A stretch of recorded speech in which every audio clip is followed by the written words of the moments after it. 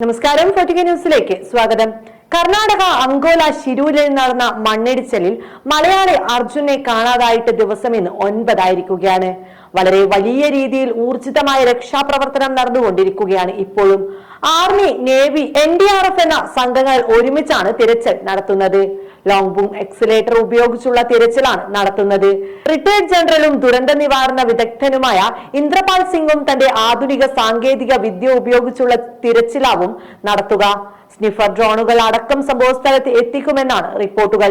ഇത്തരത്തിൽ വളരെ വലിയ രീതിയിലുള്ള തിരച്ചിൽ അർജുനു വേണ്ടി നടക്കുന്ന സമയമിതാ ഈ സംഭവത്തിന്റെ ഉത്തരവാദിത്തം ദേശീയപാത അതോറിറ്റിക്കാണെന്ന് കാണിച്ച് ദേശീയപാത അതോറിറ്റിക്കെതിരെ കർണാടക സർക്കാരിന്റെ കേസ്. റോഡ് നിർമ്മാണത്തിലെ അശാസ്ത്രീയത ചൂണ്ടിക്കാണിച്ചാണ് ദേശീയപാത അതോറിറ്റിക്കും കരാർ കമ്പനിക്കുമെതിരെ കർണാടക സർക്കാർ ഇപ്പോൾ കേസ് നൽകിയിരിക്കുന്നത്. കർണാടക ജിയോളജിക്കൽ വകുപ്പ് നൽകിയ റിപ്പോർട്ട് അനുസരിച്ച് ഏകദേശം 250ഓളം ഇടങ്ങളിൽ കർണാടകയിൽ തന്നെ സമാന സംഭവം പ്രവർത്തിക്കുവാനുള്ള ശക്തമായ സാധ്യതകളുണ്ട്. അതായത് ദേശീയപാതയിൽ കൂടി കടന്നു പോകുന്ന ആരും സുരക്ഷിതർ അല്ല എന്നത് ചുരുക്കം. ദേശീയപാതയ്ക്ക് വേണ്ടി അശാസ്ത്രീയമായ രീതിയിൽ മണ്ണെടുത്തതും പിന്നീട് സുരക്ഷിത ഭിത്തി കെട്ടാത്തതുമാണ് ഇതിന് കാരണം. കോഴിക്കോട് MP MK രാഘവൻ ഈ വിഷയം പാർലമെന്റിൽ ഉന്നയിക്കുമെന്ന് ഉറപ്പ് നൽകി കഴിഞ്ഞു.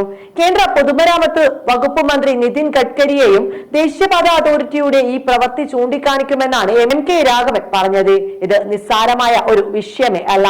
ദേശീയപാതയുടെ വിവിധ ഭാഗങ്ങളിൽ നിന്ന് വലിയ അഴിമതിയുടെ വാർത്തകൾ പുറത്തു വരികയാണ്. ദേശീയപാതയുടെ ഭാഗമായുള്ള പല തുരങ്കങ്ങളും ഒറ്റ മഴയ്ക്കാണ് നിറഞ്ഞത്.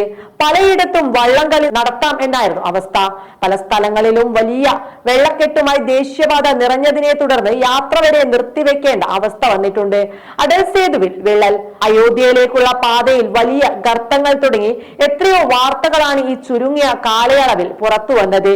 വലിയ രീതിയിലുള്ള ക്രമക്കേട് കേന്ദ്ര സർക്കാർ പദ്ധതികളുമായി ബന്ധപ്പെട്ട് നടക്കുന്നു എന്നതിന്റെ ഏറ്റവും വലിയ ഉദാഹരണം അത് ചോദ്യപേപ്പർ ചോർത്തിക്കൊടുക്കുന്ന വിദ്യാഭ്യാസ മേഖലയിൽ മാത്രമായി ഒതുങ്ങുന്നതല്ല എന്നതാണ് സത്യം.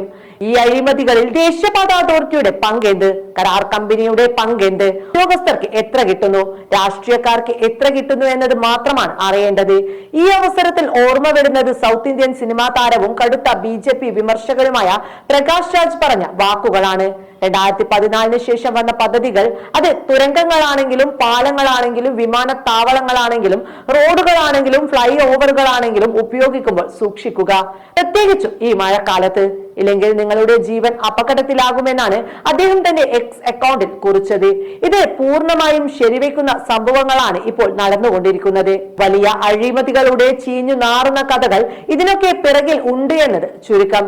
ശക്തമായ അന്വേഷണം, അതും കേന്ദ്ര ഏജൻസികളെ ഉപയോഗിക്കാതെ ജുഡീഷ്യറിയുടെ മേൽനോട്ടത്തിൽ നടന്നുവെങ്കിൽ മാത്രമേ ഇതിന്റെ എന്തെങ്കിലും തെളിവുകൾ പുറത്തുവരൂ എന്ന കാര്യത്തിൽ തർക്കം വേണ്ട.